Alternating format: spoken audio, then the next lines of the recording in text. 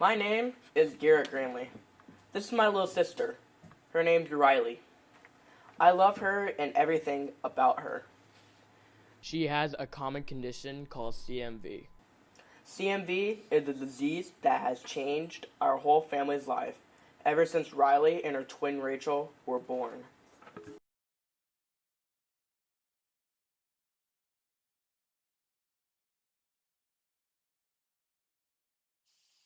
CMV stands for cytomegalovirus.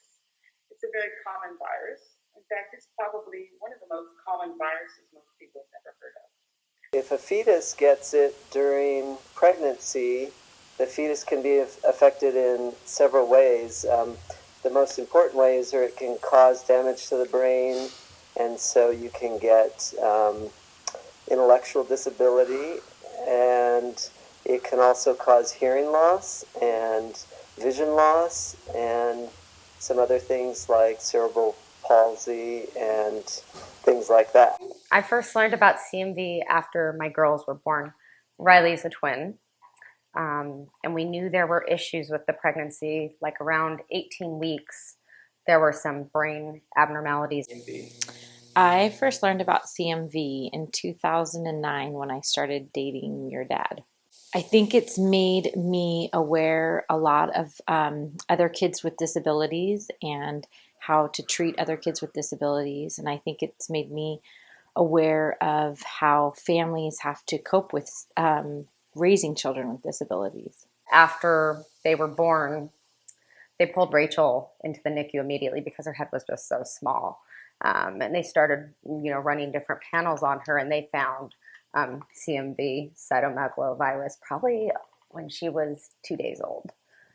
And they pulled us into a very small room, into a very uncomfortable meeting to tell us that she was born with CMV. They tried to explain the virus to us, and they told us that for Rachel, there was going to be a 90% chance that, their words, that she would be in a vegetative state or that she would die, which was not a good day two of life with your baby. But Riley seemed fine and she seemed healthy, but since they were sharing the same apartment, for 9+ months, they figured we should test her too. And so we brought her back to the hospital. They ran the same tests, and we found out on day 7 that Riley was also born with CMV. Some of the challenges is basically health related sometimes. Being able to move the child, sometimes they need to be on a standard, sometimes they need a bike, sometimes you need to walk them manually, sometimes just moving them around can be challenging at times. I think what's kind of neat about kids seeing other kids with disabilities is that it makes them realize that kids with disabilities aren't necessarily scary or different. It just normalizes the disability. I don't think I've really ever had to be up close and personal with something that impacts somebody so strongly, right? Like, I can only imagine not having complete control of my motor skills, not being able to hear, not being able to communicate, and totally dependent on other people for my own well-being. And so, like, when that sinks in, like, you have a lot of empathy for it. And when I see frustration with Riley, I think that my first instinct is generally empathy. Like, it must be frustrating to try and express something, whether it's I'm hungry or I'm in pain or I'm happy, really, and have no ability to do that. And so I think for me, it's really impacted me along those lines. CMV, how does CMV affect our daily life? The outcomes of CMV affect our daily life significantly. In what ways? Yeah, in what ways? With Riley, her motor function is pretty impaired. She's not super severe. She can still do some things. She can play with toys, as you see. She can hold her own bottle, but she's pretty much what they would call total care.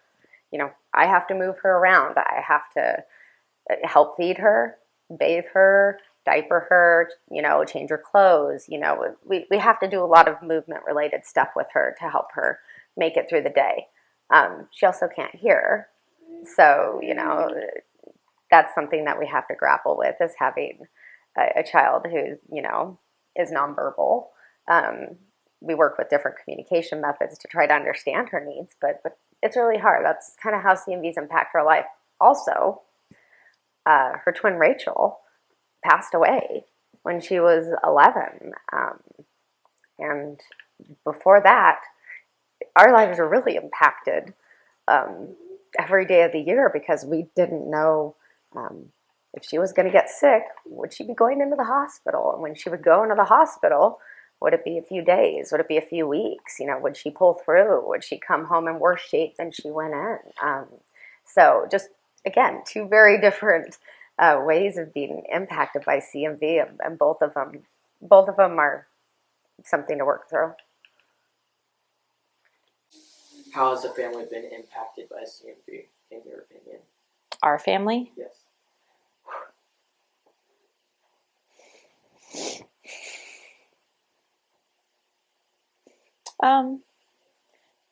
In lots of ways. One, having a child that's in a wheelchair makes it difficult to do certain things. We can't go on family hikes because it's hard to take a wheelchair on a hike. So that makes us have to be creative in terms of other events that we can do, that we can take Riley with us. So that would be one way it's impacted our family. On the flip side, you have the death of Rachel and how that has affected our family. And I think that it shows our family that life is questionable at all times, that you never know what's going to happen. Just because the girls were sick, we were more prepared and more aware that death was going to be inevitable. But it makes you realize that it could happen in a car accident. It could happen every day. So I think it has taught us to live every single day knowing that it could be our last day, and make sure that you say the right things and hug each other and love each other and care for each other, and give, at least for us, wanting to give you guys experiences in life so that you are prepared for everything. CMV has been hard for us. It's been hard to watch my youngest sister struggle every day. It's been hard to watch my parents struggle every day because of CMV. But even with this challenging and horrible disease, Riley always has a smile on her face. A smile so contagious, it helps us forget about her horrible condition.